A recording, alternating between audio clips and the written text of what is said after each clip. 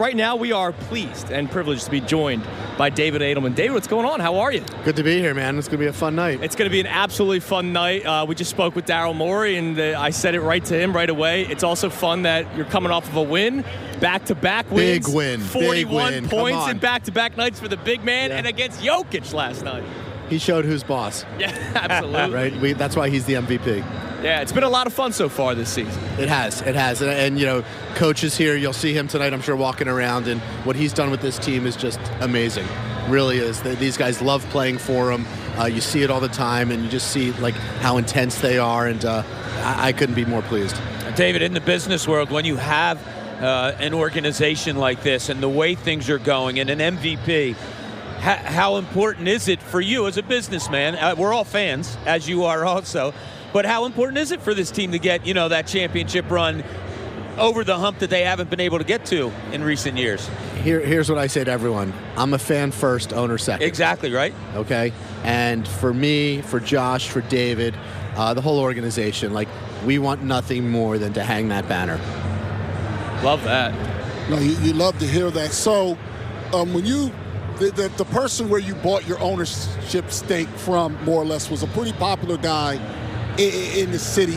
Oh, don't tell him that. He's been one of my best friends for 25 years. It's going to go to his head. You might talk about Michael Rubin. Yeah, look, he's my boy, but it's going to go to his head. So you come in, and also you start talking about a new arena. Now, I'm going to say, for the record, that I'm a big fan of the idea because I think this city has... If somebody comes from out of town and they're going to an event, I think they should be able to see more than 2 square blocks in South Philly. That's my personal opinion. I think this is a world-class city. Yes. And I think that people from both locally, because some Jersey people, that's all they go. They go there and they go home. They don't go to the city. They should be able to see more of the city. But there was some pushback with that at the same time. So you come in, you're part owner, you have these big ideas. What has that been like for you with some of the resistance? Look, I think that, it's hard because Philly's my town, but, Philly, I think people in Philadelphia think we don't deserve nice things. And we're okay with the status quo. And, the status quo works for some, it doesn't work for me. And I want to see something great happen to our downtown. COVID took its toll on the city of Philadelphia. It certainly took its toll on the center city area. And that Market East used to be the center of commerce. Growing up, everyone went to the Wanamaker's department store. There used to be 9 department stores on Market East. There's one, Macy's, that's going to leave in the next couple of years. Their lease is up. And so for me, it's just unacceptable that in the heart of our city, we have this desert. Okay, boarded up retail. We have a mall that's not living up to its expectation. We all grew up with the Gallery, and I just think Philly deserves better. And I know you don't want just to build a beautiful arena. You also want to do good for the community, right? You're not just bringing new life to that portion of the city, but you guys have plans to fix other stuff around that arena, talking about the subway lines. So what are some of the plans for you that will also benefit the city and not just building a new beautiful arena? I think first it starts with activity, safety. We've already said we want to build a police substation on Market East to get, make people feel comfortable going out at night, doing things like that, invest in security cameras, cleanliness. The truth is we've said we're going to do a $50 million community benefits agreement. That's the largest in the history of Philadelphia. The next biggest was $3 million. It's one of the largest in the country for a sports or entertainment complex. We're putting our money where our mouth is to make a difference. But I think you see it here at the Gala tonight. Marjorie Harris, who's our board chair of the 6 Youth Foundation, she planned an amazing event tonight, and we're going to blow out that $1.5 million number Love tonight. That. You watch and see. David, I've been lucky enough to be at every NBA arena throughout the country when I covered the Sixers. Is there a model that you have? Because people come to me, they said, how could they do it downtown? Almost everybody in the East is downtown. Do you have a kind of a model? How about this? 27 of 30 NBA teams play downtown. Right. Here's what I like to say.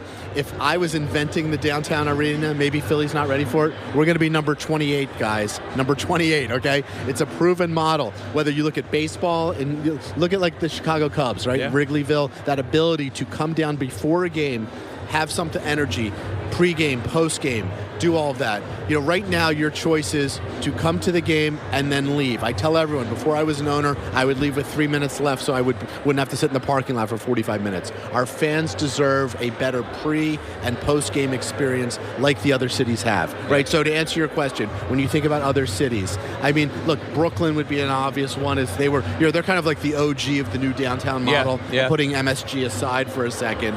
But look, I hate the Celtics, but Boston figured out 25 years ago how to do what I want to do, which is build an arena on top of a train station. Exactly, right? Yeah. And if you look at their vibe, I spent, unfortunately, it's bad memory of the playoffs, but I spent a lot of time up there, and you see the way they utilized the neighborhoods pre- and post-game, and even people who went down there and didn't even go inside for the game, but that energy, we need the energy back in Philadelphia. We need that energy back in Center City, and that's what I want to do.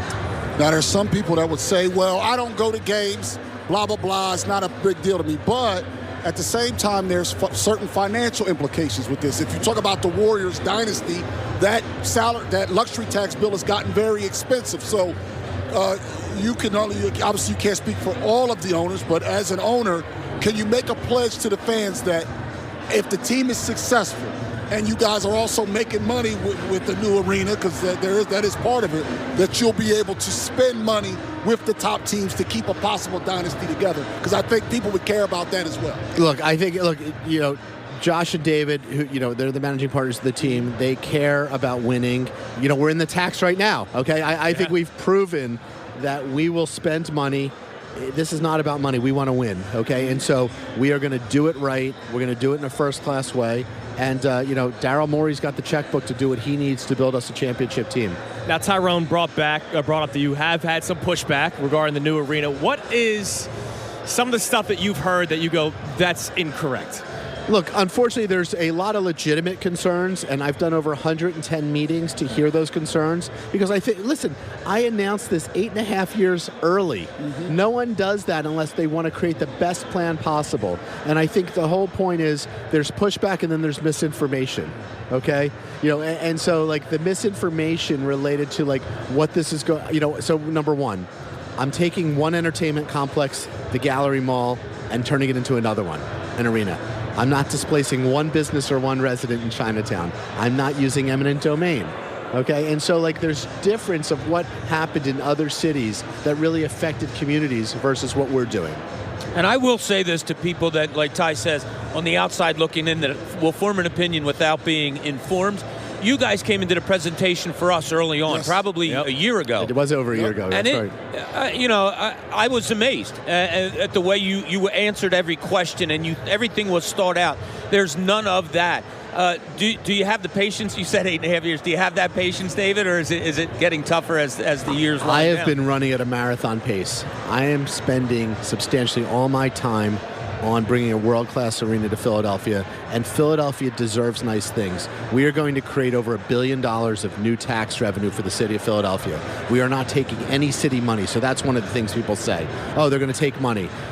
Look, I joke, the other NBA owners think we're nuts. Everyone else is getting a bag, okay? And I stood up 18 months ago and I said, we're not going to threaten to move the team and we're not taking any city money. I lost all leverage to negotiate with the city of Philadelphia. I'm not looking to do that. I'm looking to take something where Market East is, revitalize it, build a world-class facility. Why can't Philadelphia have the best arena in the country? No, that's exciting for me as a Philadelphian. I hear you have a lot of love for the city. Where does that come from? Because some people, even people from here, don't love it here. Right. Why do you love this city so much? Look, I'm from this city. My business, I have other businesses outside the Sixers that are located in Philadelphia. I employ a lot of people who are here. I want a safe, clean, vibrant city. And what I learned a long time ago, my grandfather said, if you've got a problem with something, if you're not prepared to make a difference, then keep your mouth shut. So, I get up every day trying to say, how can we bring this city back? How can we, help public safety? How can we give people the confidence to come downtown? And if you think about where we were pre-COVID, we were hitting our stride. Our food scene punches above its weight. Oh, yeah, it does. Right? You talk about the Michael Scholson restaurants, these other guys. It's just amazing. And so for us to be able to do that, we got to get people to want to come back downtown. You're going to be able to take the train. So here's what's interesting. Another piece of misinformation. 40% of our fans, season ticket holders, are in Center City. Okay, so we have the demographics that show people taking Ubers to the arena.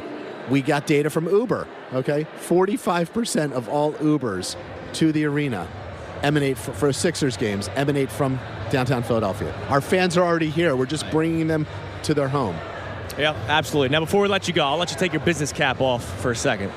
We're at an incredible foundation tonight. What's the thing that you're most excited about, man? Look, I think the fun part is when you see how the players are walking around, taking selfies with everyone. I think it shows the commitment our players have towards doing good and doing well and how much they care about Philadelphia. And I think that's really important when the players align with the community and so they feel like there's that connection, okay? Like that connection to me. Like Pat Beverly's holding court with like 20 people back there. And he's having a time of his life because he loves this city, loves the fans. And I think being able to like see the players engage like that has just been really special. David, we appreciate it. We're really excited about the team this year. We're excited about everything in the future with the organization. Thank you for everything that you're doing with the team, with the city. We appreciate you taking some time. I appreciate with us. you guys. Thanks for David. covering tonight. And Tyrone looks smooth.